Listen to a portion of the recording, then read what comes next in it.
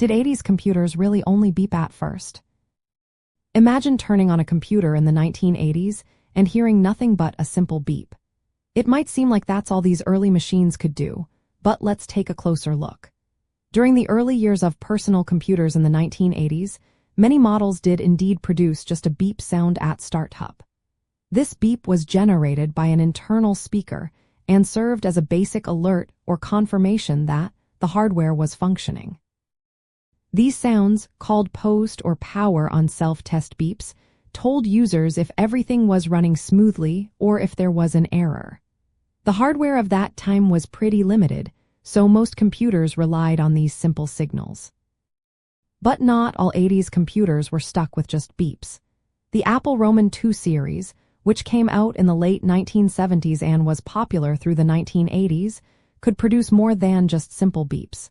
It had a built-in speaker that could generate basic tones and even play simple tunes. Users could create rudimentary music or sound effects with some programming. The IBM personal computer, introduced in 1981, initially relied on the internal speaker for beeps, but as the decade went on, some models started to include more advanced sound features. In Japan, the NEC PC-9800 series was famous for having a distinctive startup sound that went beyond a simple beep. It played a short chime when turned on, making it stand out from other computers. This was a sign that some manufacturers were experimenting with more complex audio signals even in the early days. As the 1980s progressed, sound cards like the AdLib and later the Sound Blaster began to appear.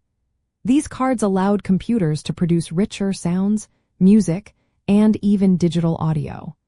But in the earliest models, the simple beep was the main way computers communicated during startup or error messages.